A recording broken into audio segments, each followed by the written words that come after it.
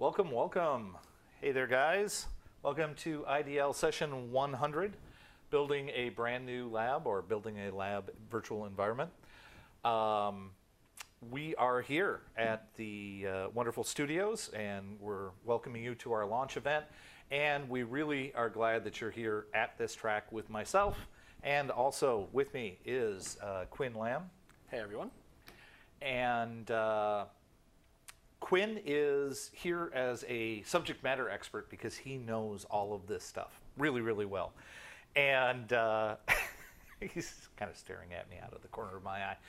What we're really here to talk about is the basics, getting started with lab development. And when you start with the basics, everything else becomes just sort of an additional component. So when we start with building a virtual environment, you get your virtual machine set up, you get your removable media set up, and then the next thing you do is you start throwing things together. You start putting the pieces together and tying them together. So let's get started with our presentation, and we will talk about the basic components. So if we can have the slide up. Not that slide. Hold on one second. I'm duplicating. There we go. No, it's still going to the wrong thing here. I apologize here, folks. Just one second.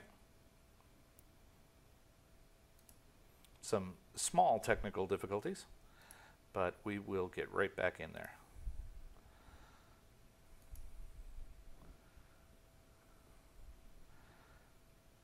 And we are going to present. There we go.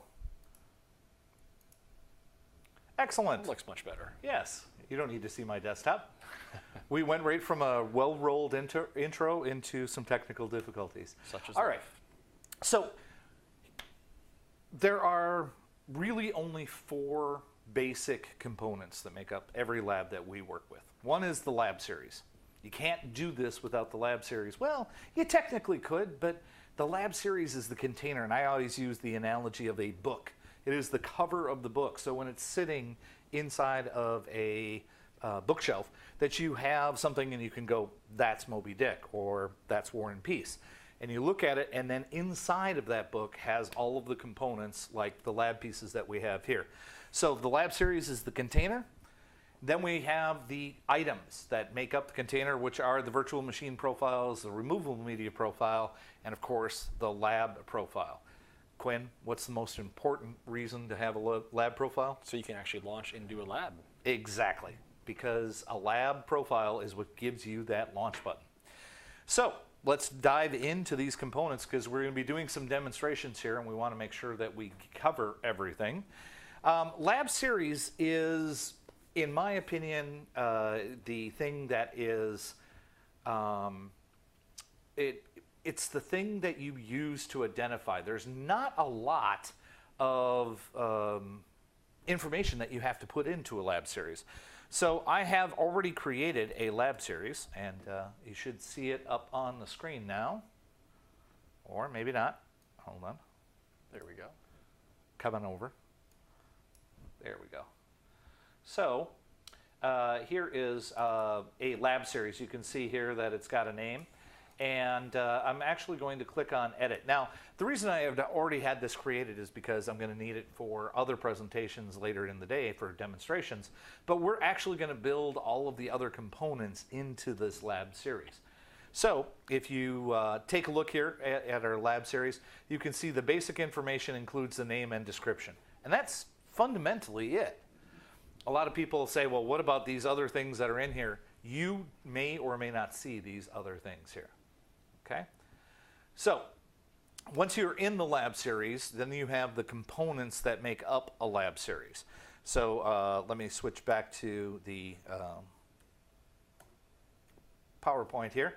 So once you've got the lab series created, I'm going to go next into the virtual machine profile. Now, there are different ways of doing this, and you could do this a couple of different ways. You can build the lab profile, which is sort of like the infrastructure, the chapters, if you will, and then throw all of the components in later.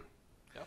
The other aspect or the other possibility of creation is you create all of the additional pieces, like the virtual machine profiles and the removable media profiles, and then put them into the lab profile when it's time. It really becomes a matter of how you want to do it, and it doesn't impact the performance in any way doing it one way versus the other. No, there's no right and wrong way. It's just whatever you're more comfortable with. Absolutely. Yeah, whatever works better for you. So we're going to start with putting the pieces together first. So if we're really stretching this book analogy, we're putting the sentences and paragraphs together and then putting them into the chapters, which is not the way you build a book, really. No. But that's all we're not authors. That's why we're not authors, exactly. So the components in the virtual machine profile, you can see here some of the highlights.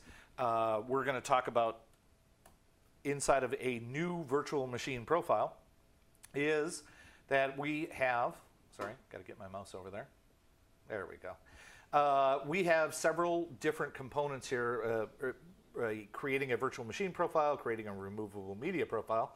We're going to create a virtual machine profile. We're going to make it from scratch, and we are going to just give it a name. And in this case, we're going to call this virtual machine profile Windows 10 client. There we go. And then you can give it a description so you know what it is. But we're going to touch on just a few of the components that make up a virtual machine profile. One of them is the platform. And the reason we bring this up is because your lab profile later on is going to be the same platform as your virtual machine profile is here. So you typically want to put whatever platform you're going to be using, whether it be Hyper-V, vSphere, or Azure. And virtual server is still listed as an option, but you do not want to choose that. It's been deprecated. Yes, it's going away. Well, I think the servers are gone. It's just not necessarily removed from the list. That's true, yes. But yes, we hope that the virtual server option will be going away at some point.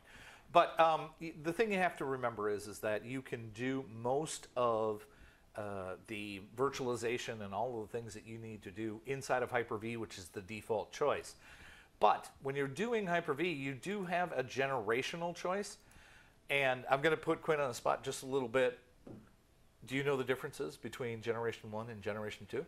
Generation 2 has the capability to boot from SCSI VHDs. Also has the ability to use the new VHDX, which is actually a little bit larger size than a VHD. And there's a couple other cool features around it as well. Do you know the one thing that Generation 2 doesn't have that Generation 1 does? No, I do not. It is a virtual floppy. That's really the major difference, is that exactly what he said. The booting from SCSI, obviously a big deal when you are working with existing SCSI-based hard drives. But the one aspect is there's no virtual floppy available. So if you need to do that one boot disk that you need in some labs to be able to run off of a virtual floppy, you can't do it with Generation 2. The default is Generation 1, but you can certainly change it. And if you do, it automatically changes from IDE to SCSI when creating the hard drives. Operating system is a, I would call it a hint, or it's for your use only. It isn't something that appears in the lab interface. Yeah, it allows you to go back and look at your VMs and go, all right, this one has this operating system, so you don't actually have to launch it and check what OS is there. You can actually just go to the VM profile and see what operating system's listed. Now, this is only if you actually ensure that you put the correct operating system in there when you build a lab profile. Right. Make sure that you put it in so that you know what's there. Yep. All right, and luckily it defaulted to Windows 10 for me. The username is whatever the machine is going to be, or the password is going to be whatever you're going to use. Now, some people get a little caught up here, so I wanted to make sure that we stress this. Your username and password should be the one that is most commonly used. We understand that you may have 15 different logons that you use in a course of a class. You know, John Smith and oh gosh, I can't remember his last name, but there's an Axel in a Microsoft course that you log on as. But if you're going to log on as those other users, that's fine. You can still do this logon. This is just what gets automatically pasted, so you want it to be the one that's most commonly used. And it's important for people to know that this isn't actually setting the username and password in the OS. This is actually what's just going to be displayed in the UI on the VM thumbnail. And I also want to acknowledge some of our watchers and listeners out there. They mentioned specifically that in addition to being able to boot off of a SCSI hard drive, it is in Gen 2, you do not boot off of an IDE drive, and also the legacy NIC option is not available in Gen 2, which I wasn't aware of, but that may be a possibility. We'll have to look at that. I believe it's true. We go back and forth between so many VMs that Gen 1 and Gen 2 that don't know all the differences. Thank you for bringing that in. And also we noticed that Phyllis is out there. Hi, Phyllis. We're glad you're here with us. Although I suspect Phyllis is probably watching all of the streams. She's probably got her mission control with all the monitors set up, reviewing everyone's sessions to make sure we're doing okay. So. All right. Switching back to the section here. One of the things that we get a lot of questions about and we really need to address here is how many processors and how much RAM? And my answer to that is, how much do you need? And the answer to that question is something that only you can answer. I'm going to get a little bit more screen real estate there. It's something that only you can answer. And we want to be realistic about this, and I want you to think about the diminishing returns that you get when you start putting more and more processors in. If this were a physical box and you were trying to use it to do, say, Virtual Studio, or Visual Studio, not Virtual Studio, you might need 4 processors for a workstation. But in general, there's really no reason to go above 2 processors on a workstation because of the diminishing return in the investment that you get. But as far as memory goes, it's really important that you use the amount of memory you need. We have 2 different types of customers. We have the type of customer who says, I'm going to go as low memory as I can to try to reduce the course cost or the lab cost. And that's good. That's a good policy because you are, keeping it under control. But then you have the other customer who overuses RAM. They put 16 gig on a Windows 8.1 machine that is essentially connecting to the internet, and that's it. When that happens, you're wasting resources, and most of the memory sitting there.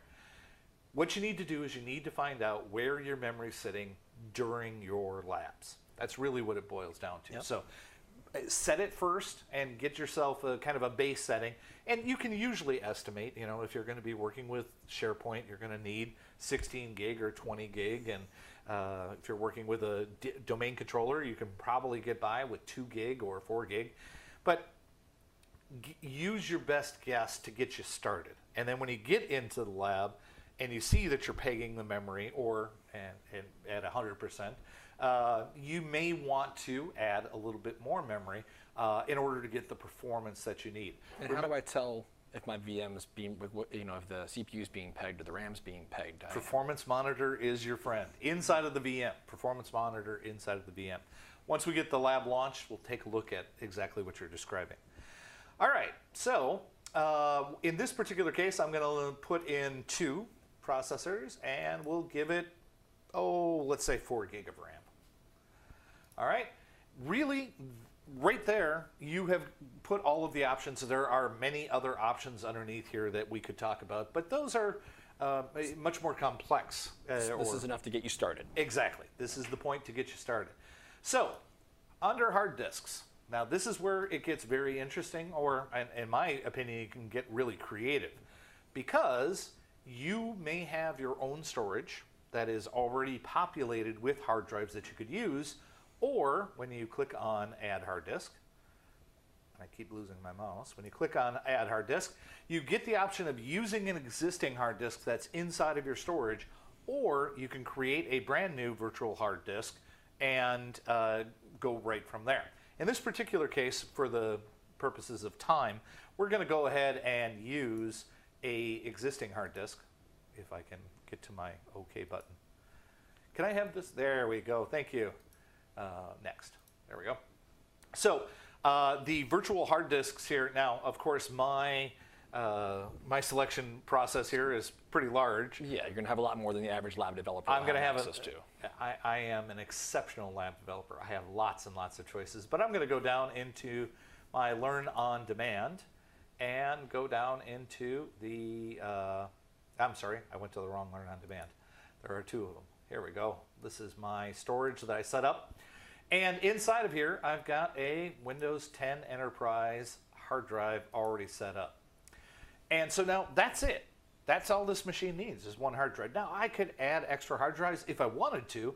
I could build up a whole disk chain of hard drives that I've already used. The key to doing that is to make sure you know the order of the disk chain. And we'll be talking about that in our storage with myself and Victor later on this afternoon. I believe that's this afternoon. I'm not sure. I think it's this afternoon. But if you attend the IDL100, I believe it is, that has the working with storage. We're going to talk about disk chaining and where those disks get stored. But in this particular case, I've put an OS drive in here. It's already set up. I'm just putting a machine that is using that drive. In most cases, you're going to give your machine a single network adapter. And that network adapter is completely up to you as far as what you name it. But I think Quinn is going to interject a very, very important point that we're also going to reiterate in a more complex lab build later on. But there's one thing that we want to check here, isn't there? We want to specify a specific MAC address. That is correct. That is very important that we do that. And another thing that I like to do as a best practice is if I'm connecting this NIC to the internet, I'm going to name this NIC internet. So that when I look at the VM profile and it shows the list of NICs, I know that this NIC is connected to the internet. And since this one is not going to be, I'm not going to check that box. But I am going to specify an Ethernet MAC address and generate it. Now, there is a specific circumstance. Once again, tune in later on for our building complex environments, and we'll talk about when you would leave this as unchecked. And there's a very specific case for that. You notice that we have the is legacy adapter here in case you need to do PXE booting, or, well, that's the primary. Yeah. You can also use it for for scanning, scanning networks and stuff like that. And that's what the monitoring mode is down here for as well. Everything else can be left pretty much as the default. Now I could go in and specify more DVD ROMs or add SCSI controllers or throw more SCSI disks in, not as boot because this is set as generation 1, but that is, in a nutshell, how you create a virtual machine profile. And you talk about being a Gen 1 VM. It's, if you go back to hard disks, you'll see that right now you have the option for IDE or SCSI, but if we had chosen this to be a Gen 2 VM, the IDE option wouldn't be there and it would automatically create the SCSI VM for you. Excellent point. And then you can add SCSI adapters as needed to attach DVD-ROM drives to it and anything else you need to your SCSI adapter. Very good. So I'm going to go ahead and save this one. And it's out there now. Putting a single machine into a lab is pretty good, but I'm going to go through and just really quickly I'm going to reiterate and show you what happens when you add a second machine. It's not difficult. There's even a button right at the top of the virtual machine profile where you can create another. And when I do create another, I'm going to call this my Windows server. It's my Windows Server machine because I've got to choose the series here. IDL Lab. There it is. And everything else is good, but I'm going to change my operating system so I know what it is. Yep, not R1, R2. And I'm going to leave my passwords alone. And last but not least, I'm going to change my processor. Is that Stardate 2102? Yes, it is. Thank you, Quinn. Wait a second. I thought we were going to do Star Wars reference. We can flow back and forth between the two. All right. So. And just to be fun, I'm going to give this less RAM than the other one. Like to live dangerously. And notice that there's very little difference between, I can't hit my previous. There we go. Next. There's very little difference between the generation of this virtual machine versus the virtual machine I was creating earlier. And it is pretty much a piece of cake to go ahead. And I'm, again, just selecting a single drive. Now that one did have a drive chain, but I don't need those extra differencing disks. And then last but not least, throw in a network adapter. Now these hard disks that you're adding, are they dynamic or are they static sized? That's an excellent question, Quinn. Why do you ask that? Because some people are going to want to know the difference between the two and know what they're putting in the VM.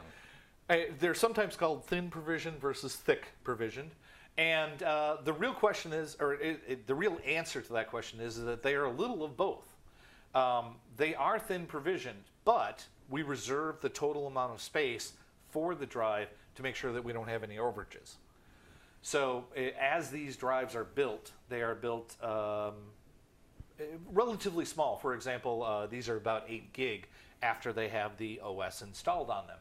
And then once we do more configuration and things like that, they'll grow in size. So they will actually get bigger as far as the report goes. But if it is an 80 gig drive, as far as our servers are concerned, we're keeping 80 gig reserved for you to make sure that you always have your storage available up to that 80 gig. So that's a great question. Is there a limit for the size of our hard drives and LOD? There is, but that limit can be overcome. And the way we address that is if you need to build a drive that's bigger than 127 gig, correct, you need to contact our support help desk. And by the way, we're going to have a session on just support. And do you understand the question there? No, we'll come back to that because he actually was the defensive coordinator for the Bills, folks. He's not involved with the Rams at all. So, and you're not sure if that's what I'm not sure, you know, and they got rid of Steve Fisher too, so I'm not sure how I feel about that. Or Jeff Fisher, excuse me, so I'm not sure how I feel about that. But anyways, back to much more up on that. If you do need a drive, contact our support team and they will be able to help you spin up a drive. Our content team needs to build those, and we do have some base disks out there that are of a larger size as well, 200 and plus. now they're just getting silly. Yeah. All right, so let's move from the virtual machine profile to the removable media profile. Now, this is something that a lot of people get lost in a little bit because we have the ability for you to use your own storage. And once again, we're going to be talking about how you can use your own storage by uploading files or FTPing files to us in a later session. Thank you. But one thing that we don't describe is what you do with the files once they get there. And ISOs are a perfect example because we think of ISOs as just something we can put in our system, double click on them, and boom, they become a drive. Well, it doesn't work quite like that inside of a lab environment, but it's not that far off. The only thing you need is you've got your ISO in storage, you've got your lab profile, or will have one, that's going to tie all these units together. You need something in between there to tie those. LOD needs to know where this ISO is. Exactly. So it's almost like a link. Correct. And that's what the removable media profile is. Very easy to create, not complex at all, but it is going to be important in our lab profile to have a ISO as a removable media profile in order to be able to access it. And just to reiterate, creating a removable media profile is not creating the ISO itself. That is correct. You have to create the ISO and put the ISO in storage, and then the profile is letting LOD know where that ISO goes. It's a reference to it, and then you can use that reference in other lab profiles. Exactly. So you typically make a removable media profile available to your whole organization, and then just reuse it in the various labs that you make, provided you're making multiple labs. So let's take a look real quick at how you make a removable media profile. I just would like to show you that down here we've got our Windows 10 client and our Windows 10 server that we're going to be using. And we're going to create a removable media profile. Now once again, not a lot of details here or a lot of requirements here. You do need to give it a name.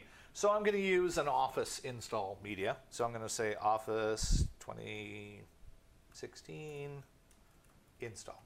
Okay, that's all I'm going to call it. Actually, I'm going to put a little note after it because I think I already have one out there that's called the exact same thing. So I want to make sure that I have one that's out there that's different. Now, remember when I was talking about the virtual floppy? You can create a virtual floppy using a VFD. Correct. And so you can use this just like you would in ISO. The only difference is you would switch it up and make it a floppy. You do not want to use an ISO of a like 4 gig drive as a virtual floppy. It doesn't work. It's not going to work. Yeah. And the other place that you can get a little bit confused, or I shouldn't say confused, but a little lost, is in the two selection choices here. Choose Microsoft or choose VMware.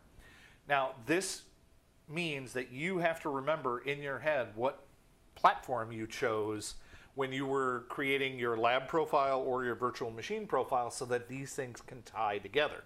It is perfectly possible for you to make a vSphere virtual removable media profile and then try to put it into a lab that's a Hyper-V lab. And what happens when you do that? LOD will get mad and tell you there's insufficient resources to launch the lab. That's right. There's no lab host. Correct. And so when you see that message, one of the first things you want to check is, do I have an ISO in there that's being used as a vSphere in a Hyper-V lab, or vice versa, Hyper-V or in a vSphere lab. So I'm going to choose Microsoft here. Oh, choose Microsoft. And I'm going to go in and once again go down to my storage. And I'm going to go to Learn on Demand. And there we go. Click on that and see if there's anything. Oh, wait.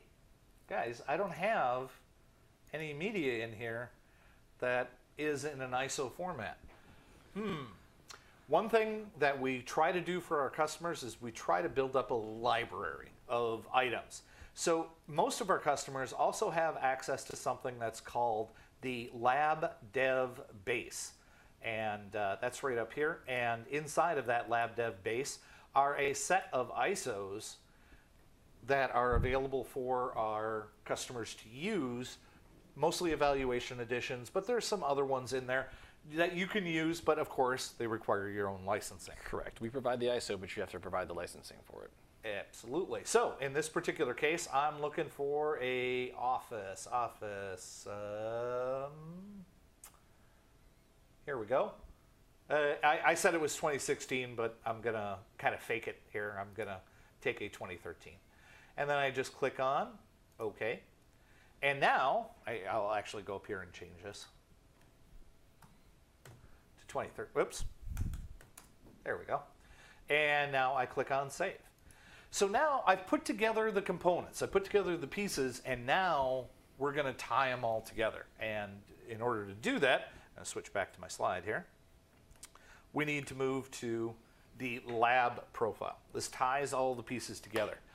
There are some very important selections that need to be made in the lab profile. Correct. And so we're going to talk quite a bit about the lab profile here.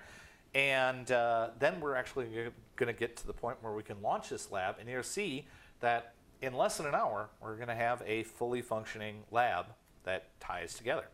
So how do I actually get my lab profile in place? Well, I click on Create a Lab Profile. Now, once again, we're going with that book reference that I was using.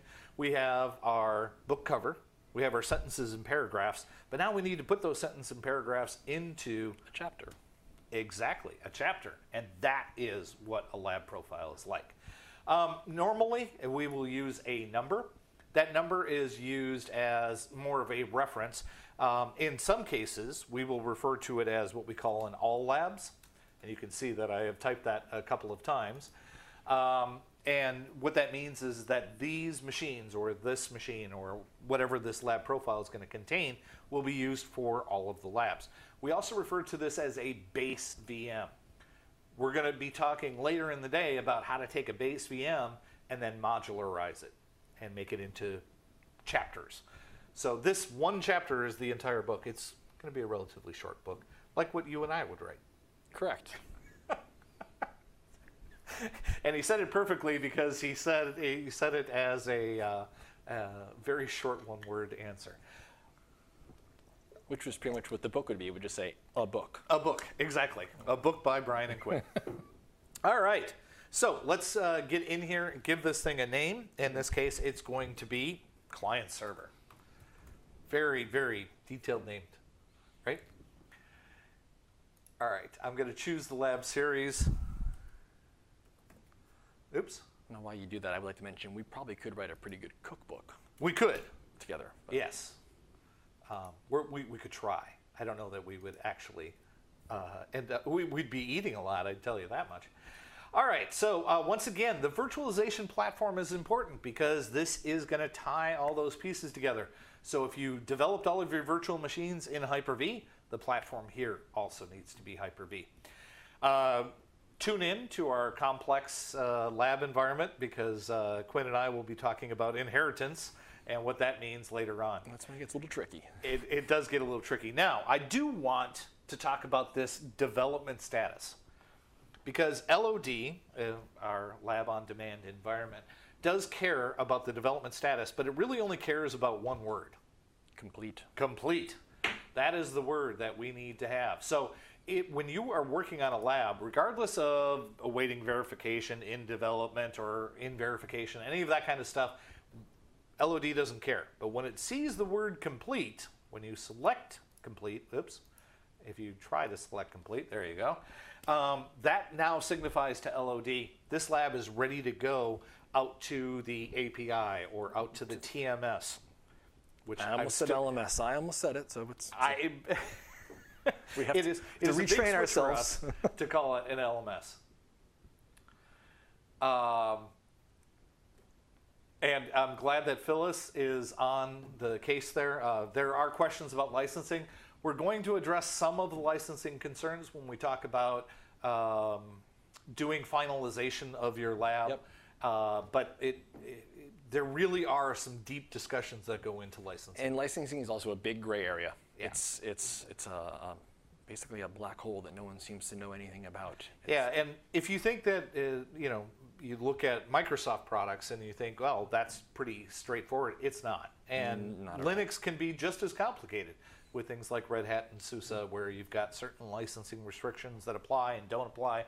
So you do have to always look at what you're able to use as a customer and then work on it with virtual. But as Phyllis mentioned, we can help you with virtualization and the licensing that goes along with it. I can't believe how clearly the logo for the water bottle was showing, even though I have it facing me. I think I need to turn it. We're not doing a promotion for any sort of water company. All right, let's go back to our create lab profile here. So in this particular case, I'm not going to leave it as complete because it won't let me. And Why won't it let you? that's a very good question. I told Quinn to pretend he was the customer, and he's doing an excellent job. The reason why it will not let you mark it as complete and then save without actually launching the lab is because we don't believe that the lab is good until it launches once. If it hasn't been launched, it hasn't been checked. If it hasn't been checked, then we probably don't want to put it in front of the customer. Exactly. So marking something as complete actually requires at least one successful launch. So I couldn't actually mark this as complete at this point. I could mark it as anything other than complete, but I can't mark it as complete. All right. Now we have to talk about these durations. Yeah, it gets a little confusing. It does get a little confusing, especially since we added a new feature. For those of you who have been longtime users, you may not even be aware of this. We have expected duration and then maximum duration. Now, maximum duration was always there. Anybody who's used our system may have seen across the top of our lab interface, on the right-hand side, there's a timer that counts down. That drives students crazy They think it's counting down to Armageddon, I Yes, think. they do. They think their lab's going to be lost, and it's Monday, and their class is running until Friday. How can they only have 10 hours left to do their That's lab? right. The important thing to remember is that this duration is used only as a countdown for the particular session you're in. And if you save and close your session and then resume it, you will end up with another countdown. And that countdown will be larger. So, for example, if you use it for 8 hours the first day and the timer was at 2 hours left, come back the next day and resume it, you should have 10 hours again. So the sessions are not as important as the concept of making sure that you're saving and closing and then resuming. Not all labs, obviously. There are some labs that have a different mechanism in place. But the maximum duration is essentially how long somebody could stay in that one session for any given lab. Correct. So what is the expected duration? That's how long the content owner thinks it should take you to do the lab. So you might have 8 hours to run the lab in, or 10 hours, but it's only going to take you 45 minutes to do it. So that's the expected duration. So before someone launches the lab, they have an idea of what they're getting into before they actually start the lab. So, you know, if they're at the end of a class and the instructor says it's lab time right now, and someone looks down and they go, well, I have to be somewhere, you know, an hour and a half. And they look at it and they go, well, it says 8 hours. Oh, wait, the expected duration is only 20 minutes. Well, I have time to quickly do this before I leave the class. Exactly. So we have both of those durations on our machine here. Under normal circumstances, when you're doing development, you typically want to give yourself a maximum duration of enough time to actually complete whatever it is that you're working on. And I want to stress that again. It's very important that you do that, because there's nothing worse than forgetting to change the duration and you're inside configuring your VM and you don't have save enabled, and all of a sudden your install is gone because the lab has canceled itself out and your development process now starts over again. So, And not that we've had that happen. I've never had that happen to me before. Exactly. Nope.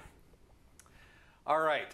So there are all sorts of other gadgets and gizmos that apply to this, but it's really important that we get those couple of things addressed.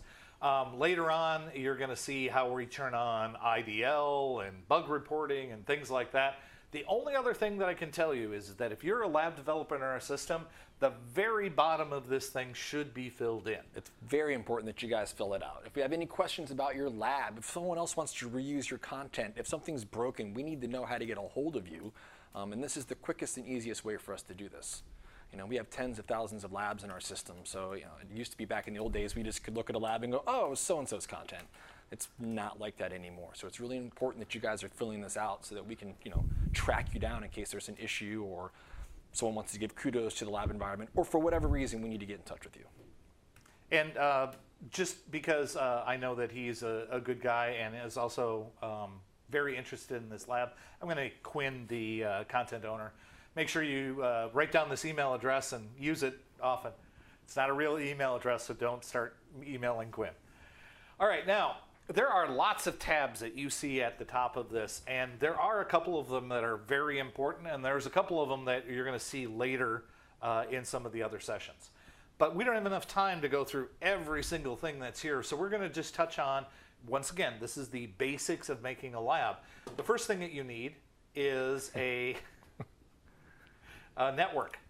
Now, when you think of network, and I even have this on the slide, it says virtual switches. And that's what you want to think about, because you've already created, in this particular case, you've already created virtual machines that have virtual network NICs, or network interface cards, in them.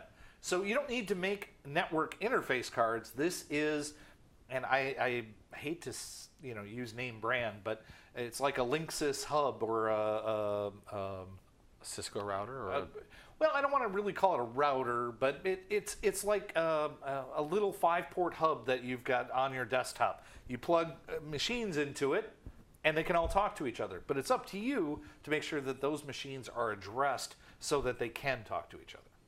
So this network doesn't actually do the addressing. It just gives you a connection to other machines.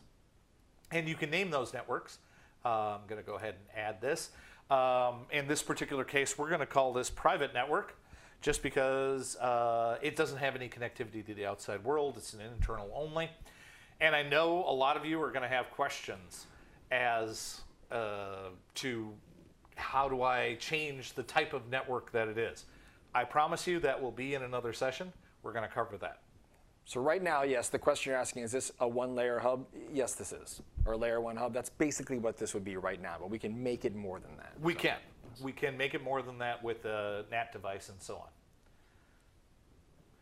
Now see, that's a smiley face. The other ones just looked so angry. They did. And you notice Corey showed his age? He called it an emoticon. He did. I'm pretty sure they call them emojis now. So. Well, some of them do. some of us not old people. And then under virtual machines, we're going to add the virtual machines that I created. And you'll notice that when I do a search here, I'm going to see a plethora of machines. And the reason that you're going to see those is because I pre-built some machines earlier. But I have here my Windows 10 client and my Windows server, and I click on OK.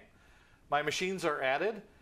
What's the thing that almost everybody forgets once they've added virtual machines? Connect them to a network. To connect them to a network. We have somebody in the studio with us. We can't see him, but Victor is nodding his head because he's had to address this in some cases. But you want to make sure that you connect these to the private network or networks that you have created. All right? And then last but not least, I'm going to throw in my other piece, even though we're not going to technically use it in my lab, and that's the removable media. And when I add my removable media, actually, you know what? In the interest of time, let's go ahead, because we do want to get into the lab interface. I'm not even going to add the removable media. We'll just work with it from here. So I'm going to go ahead and save this. And I've got the all-important launch button, which is very important to have and gives us the ability to be able to launch a lab. So I'm going to go ahead and do that. And I'm going to bring it over onto the screen so that you can see it. And I'll even full screen it there. And while this loads, I'm going to go back to the fact that you didn't change the max duration of the lab past an hour. So if you're configuring a lab environment here and you're doing something that's going to take you a few hours, you're actually not going to be able to be done in time before your lab is discarded. And you can't change that maximum duration after the lab is started. Now, we've added a new feature where you can contact our help desk and we can do it for you, but you as a lab developer, you don't have the ability to change the duration of your lab when it's running. So before you go start your initial config inside the lab VMs, make sure that you set the duration of the lab profile to something long enough to allow you to do your work. Yeah, if we could switch back to my screen here for a second. What Quinn said is absolutely correct, but what Quinn doesn't know is that I did change the maximum duration. Oh, you did, and I didn't catch that. You I just did. wanted to stress that because it's happened to me more times than I can count, and it's very frustrating. There is an excellent question out there, and by the way, Quinn is absolutely right. When a lab is running is not the time to be going in and editing the lab profile, and it certainly is not the time to be going in and editing the VM profiles. Correct. Because if you edit a VM profile, you have essentially invalidated the instance of the lab that's currently running, and you can't do anything with it. So you have just spent hours getting the perfect VM, and then you go in and try to bump the RAM and save, and at that point, things go wonky. You know, and it's important for people to realize what's happening here. When you create a VM profile, you're not actually building a VM in Hyper-V right then and there. You're telling LOD what VM it needs to build when the lab is launched. Correct. So if you're editing that VM profile when your lab is running, you're just telling LOD, the next time I launch this lab, I want the VM to be like this. It's not going to affect the one that's running right now. So it's important for people to realize that when you build a VM profile in LOD, you're not building a VM in Hyper-V at that exact moment. You're telling LOD, when I launch the lab, this is the specs that I want my VM to be built around. So it builds them on the fly. There's an excellent question out there that says, what factors impact lab start time? The size of the VMs, memory, etc. That's a very good question. And by the way, the lab, even though it's not up on the screen right now, is actually up and running and didn't take all that long. But I do want to give you a couple of hints here as far as getting your labs to start correctly.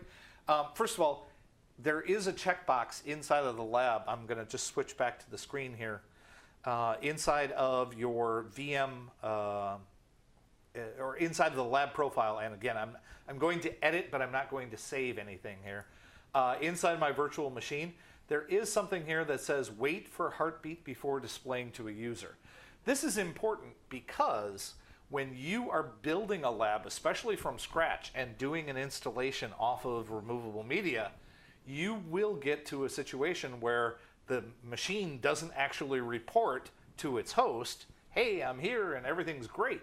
It will actually get stuck. And so the screen will say, loading lab for forever, essentially. Right. If there's no OS, and it's not talking to LOD, then it could run forever. Yeah. Right. So when you're developing a lab, it is often a good idea to uncheck the box that says wait for heartbeat before displaying to a user, which will actually affect the startup time. The other thing to remember is to put that back on once you've finished the installation and you're working with your lab. So you almost always want that wait for heartbeat on, unless it's a really old flavor of Linux. Some of the old flavors of Linux never actually report to the lab host, hey, I'm here, so you uncheck that box and it helps them load and you don't have to wait for a time. Another scenario that I've seen, people leave that box unchecked is like, Skype labs that have 16 VMs that have boot delays across 5 minutes. Someone might actually sit there and think the lab's not loading and exit it. So if you allow them to see the VMs while they're booting, they actually see the sequence of the VMs coming up, and they know the lab's doing something, so they're not going to get frustrated and walk away. Well, I'm going to let you read that question. I just want to, if we could switch back to the actual lab here. Perfect. You can see that my server is up and running and my client is also up and running. We have a successful launch. And when you get in here, now is the time that you do the configuration and start saving differencing disks or start states and things like that. And then you're ready to go. I have to stress a couple of things, and then we're going to address the question that's come up on the screen here. One thing I want to mention is that this is lab on demand. And what that means is exactly what Quinn touched on, and I want to make sure that we're stressing.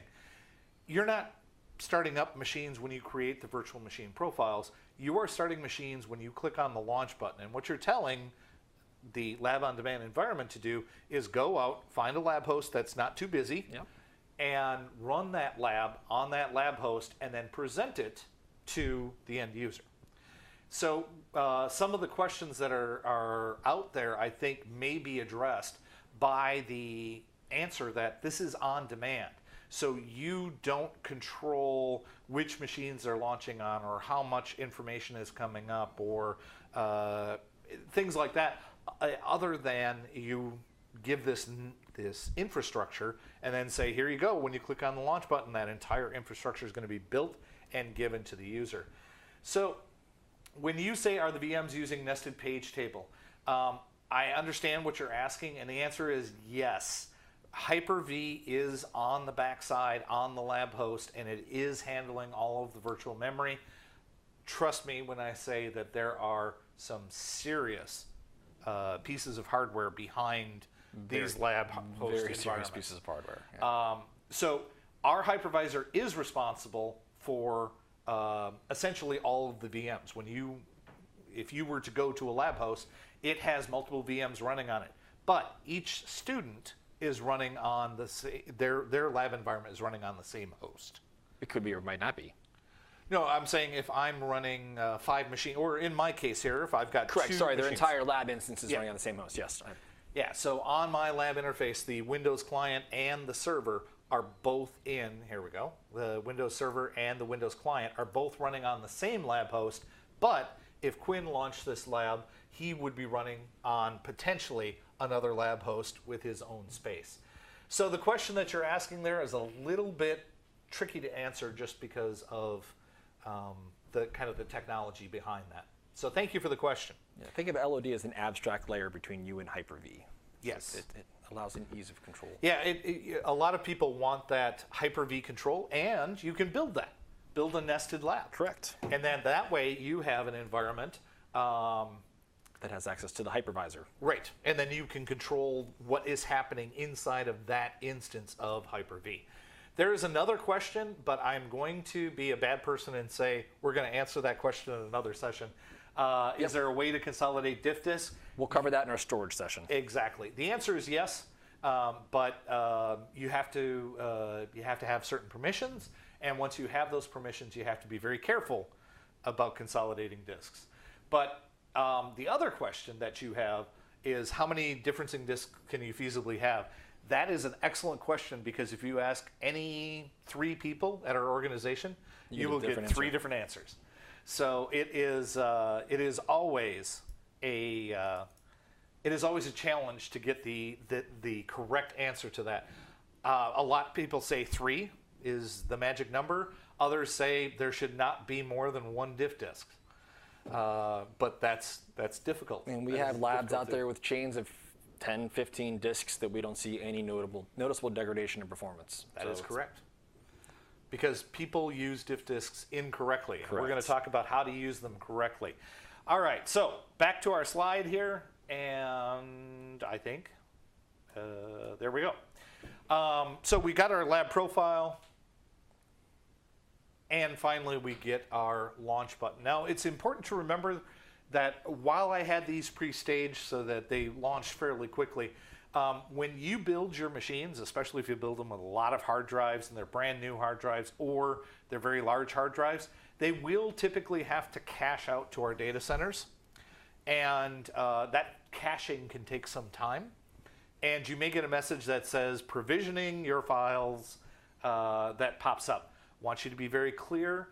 As a lab developer, you will see that message, but it will only appear to you. Your end users will not get that message.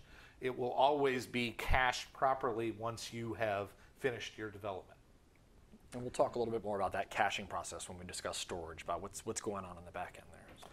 So I think it's great that we kind of close our first session in launch with having the launch button and then having a successful launch of our client.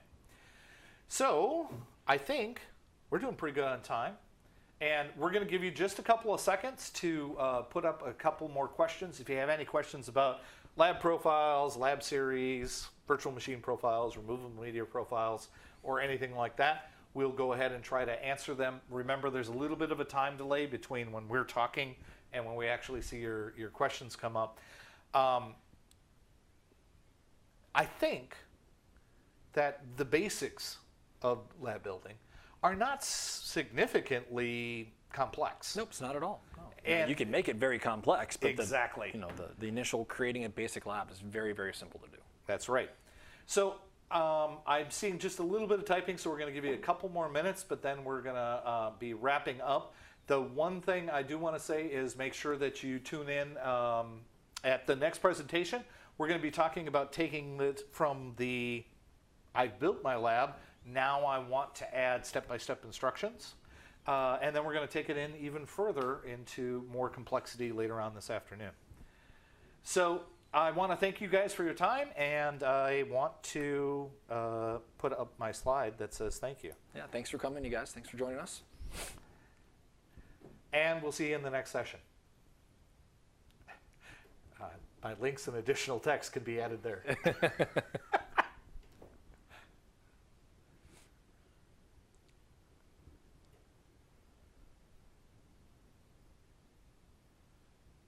I think we're still live. I think we're still live. Is this where we go into our cooking show presentation? Yes, and now we start. So what's the difference between a beurre blanc and a lemon butter? Beurre blanc is much tastier.